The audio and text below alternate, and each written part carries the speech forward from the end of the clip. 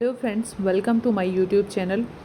आज केमिस्ट्री का chapter structure of atom पढ़ेंगे और डीएसएसबी में सिलेबस में ये चैप्टर मेंशन है एटॉमिक स्ट्रक्चर या फिर स्ट्रक्चर ऑफ एटम। तो स्ट्रक्चर ऑफ एटम हम यहाँ पे इसमें एटम की स्ट्रक्चर के बारे में पढ़ेंगे पूरे चैप्टर में। और एटम क्या होता है? एटम स्मॉलेस्ट यूनिट होती है मैटर की। और ये मैटर क्या होता है? मैटर एक्चुअली एक ऐसी चीज़, anything that occupies space and have mass, जिसका कुछ खुद का कुछ मास होता है और जो कोई जगह घेरता है या स्पेस ऑक्यूपाई करता है, उसी को हम मैटर कहते हैं। और उस मैटर की जो स्मॉलेस्ट यूनिट होती है वो है एटम। चलेगा। सबसे पहले एटम के बारे में डाल्टन ने बताया था। सबसे पहले एटम के बारे में किसने बताया था? डाल्टन ने। तो यहाँ पे जो ये ऊपर दे रखा है आप लोगों को, इसको आप पढ़ लेना। ये वैसे हमारे लिए इम्पोर्टेंट है भी नहीं, जो हमारे लिए पेपर के पॉइंट ऑफ व्यू से इम्पोर्टेंट है हम वहीं उन्हीं बातों पे फोकस करेंगे। तो सबसे पहले अगर बात करें तो एटम के बारे में बताया था डाल्टन ने। और डाल्टन ने एक थ्योरी दी थी जिसका नाम है डाल्टन एटॉमिक थ्योरी। ठीक है, 1808 में लगभग उन्होंने ये अपनी थ्योरी दी थी। और इसको हम एटॉमिक थ्योरी ऑफ मैटर के नाम से भी जानते हैं। एटॉमिक थ्योरी ऑफ मैटर जिसको प्रपोज किया था जॉन डाल्टन ने, या फिर हम इसे कहते हैं डाल्टन एटॉमिक थ्योरी। ठीक है, जिसमें उन्होंने एटम के बारे में बताया था कि एटम है वो एक स्मॉलेस्ट यूनिट है किसी भी मैटर की। ठीक है, ये थी डाल्टन की एटॉमिक थ्योरी। फिर उसके बाद जब जैसे ही डाल्टन ने एटम के बारे में बताया तो एटम से रिलेटेड बहुत सारी रिसर्च स्टार्ट हो गई। और ये 19th सेंचुरी का दौर था, तो साइंटिस्ट ने अपनी डिस्कवरी स्टार्ट कर दी, रिसर्च स्टार्ट कर दी थी रिगार्डिंग एटम। तो साइंटिस्ट ने एक नई बात निकाली कि जो एटम है वो स्मॉलेस्ट पार्टिकल नहीं है, एक इंडिविजुअल पार्टिकल नहीं है। हम इसको फर्दर डिवाइड कर सकते हैं। इसके सब एटॉमिक पार्टिकल्स हैं। एटम है सब एटॉमिक पार्टिकल्स। और वो सब एटॉमिक पार्टिकल कौन कौन से हैं? आपका इलेक्ट्रॉन, प्रोटॉन और न्यूट्रॉन होते हैं सब एटॉमिक पार्टिकल्स। अब ये जो बात निकल के आई, ये जो डाल्टन था उसके कॉन्सेप्ट से बिल्कुल हटके था। तो अब डाल्टन की थ्योरी सिर्फ यही थी कि एटम है उसको हम फर्दर डिवाइड नहीं कर सकते, लेकिन आगे साइंटिस्ट ने डिस्कवर किया कि हम एटम को फर्दर डिवाइड कर सकते हैं। फिर उसके बाद फिर उस टाइम पे कुछ एक प्रॉब्लम आई साइंटिस्ट के सामने। वो क्या प्रॉब्लम्स थी? अब एटम के रिगार्ड में कि एटम की स्टेबिलिटी को लेकर जो है प्रॉब्लम क्रिएट हुई कि एटम क्या मतलब कैसे है, वो स्टेबल है या नॉन स्टेबल है, और अगर स्टेबल है तो कैसे स्टेबल है। या फिर बहुत सारे जो अलग अलग एलिमेंट हैं उनका बिहेवियर देख रहे थे, फिज़िकल और केमिकल प्रॉपर्टीज़ के कॉन्सेप्ट को उठा के। या फिर दो तीन पॉइंट और ये हैं, आपको वैसे ही इनसे आपसे क्वेश्चन पूछा नहीं जाएगा, लेकिन मैं फिर भी बता देती हूँ कि जो अलग अलग मॉलिक्यूल्स हैं वो बने हुए हैं अलग अलग एटम से। Then how they are formed, उस चीज़ की फॉर्मेशन के एक्सप्लेनेशन के बारे में। और इलेक्ट्रोमैग्नेटिक रेडिएशंस हैं, उनसे रिलेटेड जो है कॉन्सेप्ट निकल के आया जैसे ही हमने एटम के बारे में स्टडी किया। ठीक है, चलेगा। इसके बाद नेक्स्ट जो अपना पॉइंट आता है वो है सब एटॉमिक पार्टिकल्स। अभी हमने पढ़ा एटम के बारे में, और एटम के कुछ एक जैसे कि सब एटॉमिक पार्टिकल्स निकल के आए at the end of 19th और 20th सेंचुरी की स्टार्टिंग में।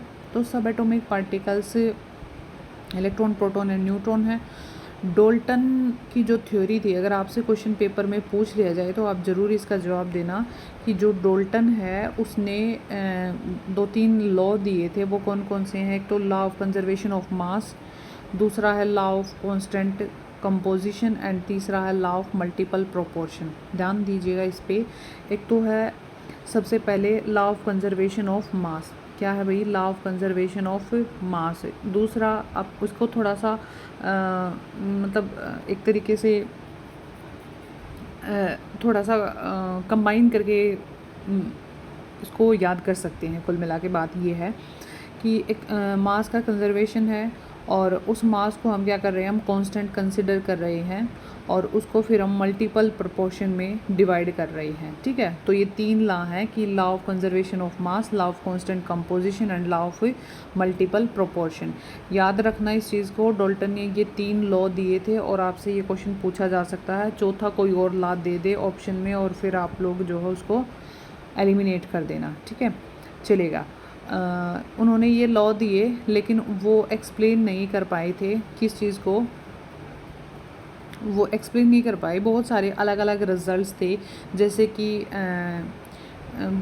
बहुत सारे सब्सटेंसेस थे, जैसे कि एग्जांपल के तौर पे कोई सब्सटेंस, 2-3 सब्सटेंस के बारे में इसमें बता रखा है। ग्लास या इबोनाइट रोड को जब हम रब करते हैं, ग्लास को सिल्क के साथ और इबोनाइट को फर के साथ। एक क्वेश्चन आया हुआ था DSSB में ही लास्ट टाइम क्वेश्चन आया था कि जब हम इबोनाइट रोड को रब करते हैं तो वो चार्ज हो जाती है, तो उसको हम किससे रब करते हैं, सिल्क के क्लॉथ से या फिर हम फर से करते हैं या फिर मतलब अलग अलग ऑप्शन दे रखे थे।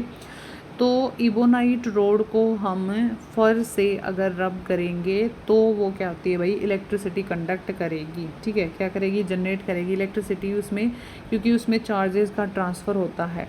तो अब हम इसको याद कैसे कर सकते हैं, देखो इबोनाइट में ई है और फर में एफ है। ई के बाद क्या आएगा, एफ। ई जैसे इंग्लिश के आप अल्फ़ाबेट्स पढ़ते हो तो ई एफ जी एच, तो इस तरीके से ई और एफ, ये थोड़ा सा याद करने का तरीका है, बाकी आपकी मर्जी है, जैसे भी आपका मन करे वैसे कर लेना।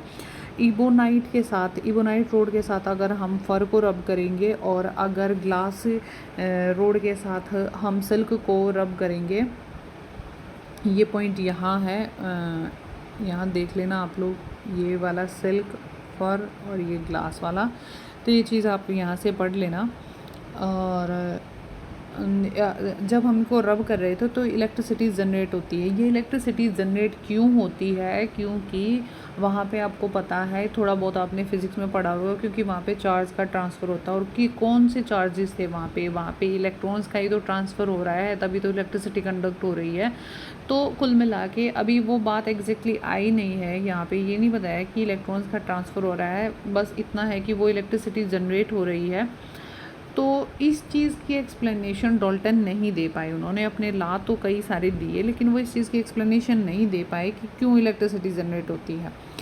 तो भाई वो कुल मिला के सब एटॉमिक पार्टिकल्स के बारे में नहीं बता पाए, लेकिन साइंटिस्ट ने अब डिस्कवर कर लिया था सब एटॉमिक पार्टिकल्स के बारे में।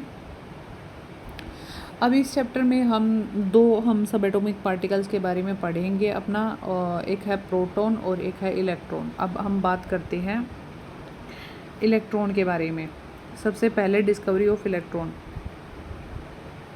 अगर इलेक्ट्रॉन की डिस्कवरी, पेज बड़ा कर लेते हैं कहीं आपको दिखे ना, चलेगा।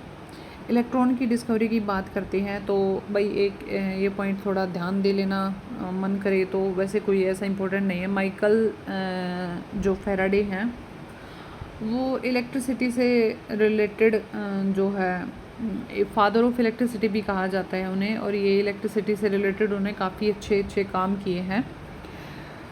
तो यहाँ पे एक पॉइंट पढ़ लीजिएगा, पार्टिकुलेट नेचर ऑफ इलेक्ट्रिसिटी के बारे में जो है सजेस्ट किया था माइकल फैराडे ने। ठीक है, अब बात आती है यहाँ से पढ़ना स्टार्ट कर देना आप, यहाँ ज़रूरी है आप लोगों के लिए। मिड 1850s की जब बात है तो उस टाइम पे इलेक्ट्रॉन की डिस्कवरी से रिलेटेड पॉइंट हम कर रहे हैं। 1850s में बहुत सारे साइंटिस्ट है जो हैं, मेनली नाम आता है फैराडे का। उन्होंने जो है स्टडी की थी इलेक्ट्रिकल डिस्चार्ज की। किसकी भाई, इलेक्ट्रिकल डिस्चार्ज की। एक इवैक्यूएटेड ट्यूब के अंदर, एक इवैक्यूएटेड ट्यूब के अंदर हम इलेक्ट्रिक डिस्चार्ज को स्टडी करते हैं। कौन साइंटिस्ट करते हैं, हमने, फैराडे। उन्होंने इसको नाम दिया कैथोड रे डिस्चार्ज ट्यूब। अगर आपसे पूछ लिया जाए कि इलेक्ट्रॉन के लिए कौन सी डिस्चार्ज ट्यूब, क्या नाम देते हैं उस डिस्चार्ज ट्यूब का, तो उसको कैथोड रे डिस्चार्ज ट्यूब नाम देते हैं। अब इसको कैथोड रे ही क्यों नाम दिया, इसको एनोड क्यों नहीं दिया, क्योंकि जो कैथोड है वो एक नेगेटिव टर्मिनल होता है और जब हम यहाँ पे अभी स्टडी करेंगे तो इस नेगेटिव इलेक्ट्रोड से ही इलेक्ट्रॉन्स निकल कर जाते हैं, तो इसीलिए इसको कैथोड रे डिस्चार्ज ट्यूब कहा है। ठीक है, अब यहाँ पे ये हमने एक ग्लास की ट्यूब ले रखी है, मैं दिखाई दे रहा होगा आप लोगों को, ये ग्लास की एक ट्यूब है और इस ट्यूब के अंदर इसको मेनली इवैक्यूएटेड रखा है। इसके अंदर हम डिस्चार्ज गैसेस को फिल करते हैं और यहाँ पे जब हम इलेक्ट्रॉन की बात कर रहे हैं तो कोई भी गैस हम फिल कर सकते हैं। ठीक है, और वो गैसें काम करेंगी एट लो प्रेशर, ये कंडीशन है, इस कंडीशन को ध्यान रखना। वो गैसेज जो हैं ये जो, या फिर हम ये कह सकते हैं जो ये डिस्चार्ज आपकी ट्यूब है जब ये काम करेगी तो ये उस टाइम पे यहाँ पे प्रेशर लो होगा, तो इवैक्यूएशन हम यहाँ पे क्रिएट करते हैं। ठीक है, और जो वोल्टेज है वो काफ़ी हाई होती है। क्या होती है भाई? वोल्टेज काफ़ी हाई होती है। दो कंडीशन है और प्रेशर जो है वो लो होता है। दोनों कंडीशंस को याद रखना, पेपर में पूछे जाने लायक क्वेश्चन है ये। चलेगा, इसको बताते हैं। ये एक ट्यूब है जिसे हम डिस्चार्ज ट्यूब नाम ले रहे हैं और इस ट्यूब के अंदर दो मेटल की जो है प्लेट्स हैं। एक ये आपको जो कैथोड लिखा दिखाई दे रहा है यहाँ पे, एक यहाँ पे है एनोड जो पॉजिटिव टर्मिनल है। ठीक है, कैथोड नेगेटिव टर्मिनल है, एनोड पॉजिटिव टर्मिनल है।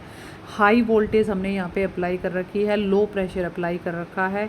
यहाँ पे हम वैक्यूम पंप लगा रखा है। अगर हमें यहाँ से मतलब कोई भी गैस का प्रेशर मेंटेन करने के लिए हमने यहाँ पे वैक्यूम पंप लगा रखा है। ठीक है, चलो फिर हम यहाँ पे जैसे ही हाई वोल्टेज अप्लाई करते हैं तो यहाँ से कैथोड से इलेक्ट्रॉन्स की बीम निकलती है और निकल के वो एनोड की तरफ जाती है, इस एनोड के पास पहुँच जाती है। ठीक है, अब एनोड, वैसे तो हमें ये इलेक्ट्रॉन बीम दिखाई देगी नहीं, तो हम कैसे कंफर्म करते हैं कि यहाँ से इलेक्ट्रॉन्स की बीम निकली है या फिर इलेक्ट्रॉन्स निकले हैं, that is a ray of electrons, या फिर हम उसे कैथोड रे पार्टिकल्स कहते हैं या कैथोड रे कहते हैं या रे ऑफ इलेक्ट्रॉन्स कहते हैं।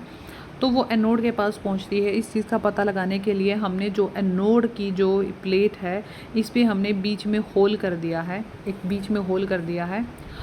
और यहाँ पे पीछे जो ये स्क्रीन दिखाई दे रहा है आपको येलो कलर का, मैं इसको हटा देती हूँ, आप लोग देख पा रहे हो। अब इन्होंने लिख रखा है फ्लोरोसेंट कोटिंग है, ये कि फ्लोरोसेंट एक स्क्रीन लगा दिया है यहाँ पे जो कि जिंक सल्फाइड का बना हुआ है और ये हमने एनोड के पीछे लगा दिया है। जब हमने एनोड पे होल किया तो ये इलेक्ट्रॉन की बीम यहाँ से एनोड से पास होते हुए इस फ्लोरोसेंट स्क्रीन पर जाके टकराएंगी और वहाँ पे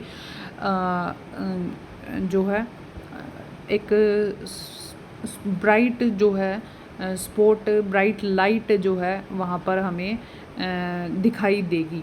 तो ये चीज़ हमें बताती है कि यहाँ से जो है कैथोड से इलेक्ट्रॉन्स निकलकर एनोड के पास पहुँचे हैं और वो हमें किससे पता चला है? वो हमें जिंक सल्फाइड जो स्क्रीन लगा रखा है, फ्लोरोसेंट स्क्रीन लगा रखा है हमने पीछे, उससे पता चलता है। और यही सेम जो प्रिंसिपल है वो हमारे जो है टीवी वगैरह में भी यूज़ होता है कि जो एक टीवी का जो स्क्रीन होता है उसके ऊपर फ्लोरोसेंट स्क्रीन जो है जिंक सल्फाइड वगैरह से उसको कोट कर रखा होता है और जैसे ही लाइट आती है, इलेक्ट्रॉन्स की बीम आती है, वो टकराती है तो वो वहाँ पे ब्राइट स्पॉट जो है स्क्रीन चमकता है और हमें जो है इमेजेस दिखती हैं। ठीक है, तो कुल मिला के आप यहाँ से पढ़ लेना, मैंने सारी स्टोरी आपको बता दी है। जो भी यहाँ पे है कि लो प्रेशर होता है, हाई वोल्टेज होती है, मेटल की जो प्लेट होती हैं इन्हें इलेक्ट्रोड्स कहते हैं हम, और यहाँ से करंट फ्लो करना स्टार्ट कर देता है जैसे ही हम हाई वोल्टेज अप्लाई करते हैं तो, और वहाँ पे स्ट्रीम ऑफ पार्टिकल्स मूव करती है ट्यूब की नेगेटिव इलेक्ट्रोड से, ये वाले पॉइंट, और हम उसे क्या कहते हैं? कैथोड रे या कैथोड रे पार्टिकल्स कहते हैं। और हम इसके फ़्लो को कैसे चेक कर सकते हैं ये मैंने बता दिया, जिंक सल्फाइड स्क्रीन यूज़ करके, और टेलीविज़न में भी सेम प्रोसेस है। ठीक है, चलेगा। इसके बाद next result of this experiment, cathode ray start from cathode और मूव टूवर्ड, ये बता दिया है कैथोड रे कहाँ से स्टार्ट होंगी, कैथोड से स्टार्ट होंगी, और these rays themselves are not visible, but उनका बिहेवियर हम कैसे पता चलाएंगे, जिंक सल्फाइड स्क्रीन से। ये सारी चीज़ें आप पढ़ लेना, मैंने बता दी, इनकी सारी एक्सप्लेनेशन आपको दे दी है, ठीक है। चलिए इसके बाद नेक्स्ट जो बात बताने लायक है आप लोगों की यहाँ पे, हाँ, जब हम यहाँ पे इलेक्ट्रिक फील्ड अप्लाई करते हैं, यहाँ पे इलेक्ट्रिक फील्ड अप्लाई करते हैं तो जो ये बीम है ये डिफ्लेक्ट होती है अपने पाथ से। जब भी हम यहाँ पे इलेक्ट्रिक फील्ड या मैग्नेटिक फील्ड अप्लाई करते हैं तो ये जो रे ऑफ लाइट यहाँ से जो इलेक्ट्रॉन की जो रे है या कैथोड रे कह रहे हैं हम जिसे, वो अपने एक्चुअल पाथ से थोड़ा डिफ्लेक्ट होती है। वो डिपेंड करता है कि हमने इलेक्ट्रिक फील्ड अप्लाई कर रखा है या मैग्नेटिक फील्ड अप्लाई कर रखा है या दोनों अप्लाई कर रखे हैं, किस हद तक है, तो उसके ऊपर डिपेंड करती है। और अगर इलेक्ट्रिक फील्ड या मैग्नेटिक फील्ड अप्लाई नहीं कर रखे तो वो जो रे है वो स्ट्रेट मूव करेगी। अब एक और है जो ये भी बहुत ज़्यादा इम्पोर्टेंट पॉइंट है, स्टार के लायक है, कि जो कैरेक्टरिस्टिक है कैथोड रे की वो डिपेंड नहीं करती जो हमने मटेरियल यूज़ कर रखा है इलेक्ट्रोड्स का। जो अभी मैंने बताया था कि जो ये मेटल की प्लेट यूज़ कर रखी है कैथोड और एनोड पे, जो ये मेटल की प्लेट यूज़ कर रखी हैं, इनके मटेरियल पे डिपेंड नहीं करता। क्या क्या डिपेंड नहीं करता, जो ये कैथोड रे है हमारी उस वो डिपेंड नहीं करता। चलिएगा, कैथोड की जो कैरेक्टरिस्टिक है, ओके। और इसके अलावा जो इसके अंदर मैंने कहा कि जो भी गैस फिल करते हैं हम उसके ऊपर भी डिपेंड नहीं करता कि हमने कौन सी गैस फिल की है। तो इसका मतलब क्या कंक्लूड होता है कि इलेक्ट्रॉन है वो बेसिक कंस्टिट्यूएंट है सभी एटम्स का, सभी एटम्स के अंदर इलेक्ट्रॉन्स होंगे और इसीलिए डिपेंड नहीं करेगा कि कौन सी गैस प्रेजेंट है या कौन सा जो मेटल प्रेजेंट है। ये भी बहुत ज़्यादा इंपॉर्टेंट है, इसको बेशक स्टार्ट मार्क कर लेना, ये क्वेश्चन यहाँ से पूछा जा सकता है। बिल्कुल, मैं ये नहीं कह रही कि आएगा ही आएगा, बट मतलब ये बनने के लायक क्वेश्चन आ सकता है। चार्ज टू मास रेशियो, एक पॉइंट ये आता है चार्ज टू मास रेशियो। एक तो पॉइंट थोड़ा आप ये ध्यान रखना कि चार्ज टू मास रेशियो के बारे में किसने बताया था, जे थॉमसन ने चार्ज टू मास रेशियो के बारे में बताया था। यहाँ से बहुत ज़्यादा कोई बड़ा तगड़ा कोई क्वेश्चन नहीं पूछा जाने वाला है। Charge to mass ratio J Thomson ने इसके बारे में बताया था। दूसरा जो ये CRT है कैथोड रे जो ट्यूब एक्सपेरिमेंट हमने किया है उसी को यूज़ करके उसी पे हमने मैग्नेटिक फील्ड और इलेक्ट्रिक फील्ड का अफेक्ट देखा है। उसको यूज़ करके तब हमने ऑब्ज़र्व किया है कि इसके अंदर क्या डिफ्लेक्शन होगा, उस जो इलेक्ट्रॉन की जो रे है उस पर क्या डिफ्लेक्ट होगा। अगर हमने खाली इलेक्ट्रिक फील्ड अप्लाई कर रखा है तो वो जो ए पे जाके टकराएगी, फ्लोरेसेंट स्क्रीन पे है जो जिंक सल्फाइड की। और अगर हमने ओनली मैग्नेटिक फील्ड अप्लाई कर रखा तो वो सी पॉइंट पे जाके टकराएगी। और अगर हमने दोनों को प्रॉपर बैलेंस कर रखा है इलेक्ट्रिक और मैग्नेटिक फील्ड को, तो वो बी पॉइंट पे जाकर टकराएगी जो इलेक्ट्रॉन की बीम है, ठीक है। तो यहाँ से कुछ ऐसा घुमा फिरा के कुछ कुल मिला के E/m charge by mass ratio निकाल रखा है। तो चार्ज बाय मास रेशियो आप थोड़ा देख सकते हो 1.75 × 10⁻11 कूलम पर किलोग्राम है, ये निकाला है। ये कुछ नहीं पूछा जाएगा आपसे यहाँ से क्वेश्चन।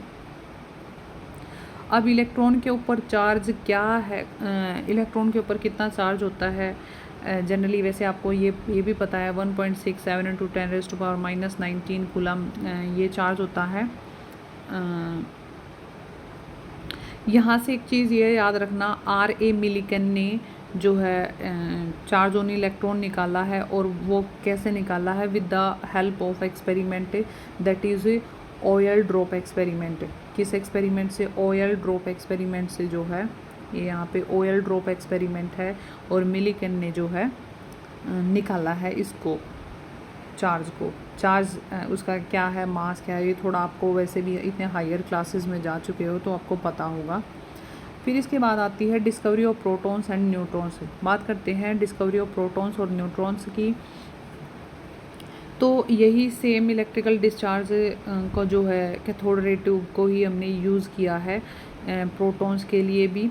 और जो प्रोटॉन्स क्या हैं भाई, पॉजिटिवली चार्ज पार्टिकल्स हैं और इन्हें ही हम कैनाल रेज कह रहे हैं। कैनाल रेज, अगर आपसे ये पूछ लिया जाए कैनाल रेज किसे कहते हैं, तो जो प्रोटॉन पॉजिटिवली चार्ज पार्टिकल्स की जो रेज होती हैं या प्रोटॉन रेज होती हैं उन्हीं की हम कैनाल रेज कहते हैं। और इलेक्ट्रॉन्स की जो रेज होती हैं, इलेक्ट्रॉन की जो बीम होती हैं, उन्हें हम कैथोड रेज कहते हैं। ठीक है, कैनाल रेज प्रोटॉन्स एंड आपकी जो कैथोड रेज हैं वो इलेक्ट्रॉन्स, इलेक्ट्रॉन बीम।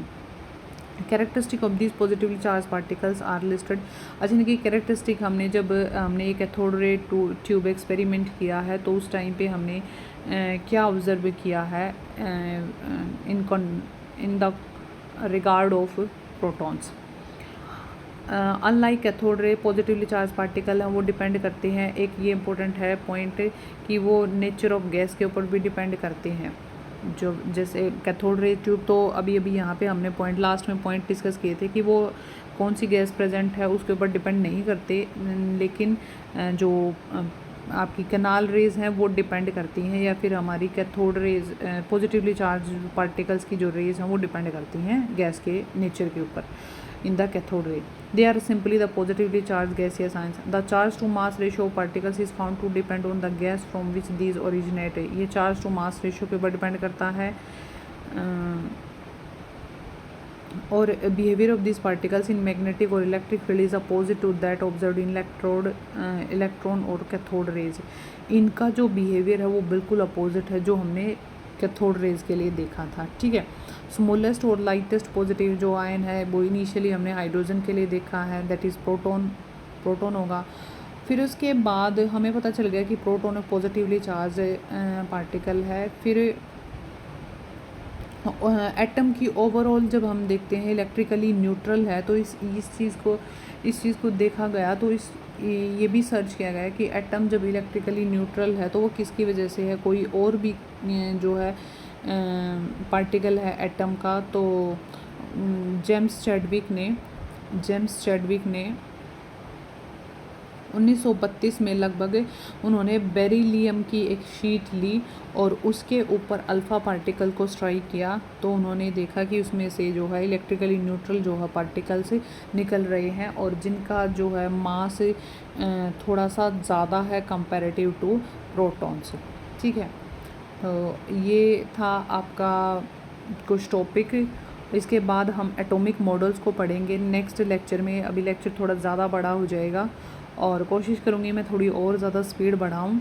तो यहाँ तक हम कंप्लीट करते हैं एटॉमिक मॉडल्स को, हम आगे नेक्स्ट लेक्चर में मिलते हैं। अगर आपको अच्छा लगे लेक्चर तो ज़रूर लाइक कीजिएगा। Thank you, have a nice day.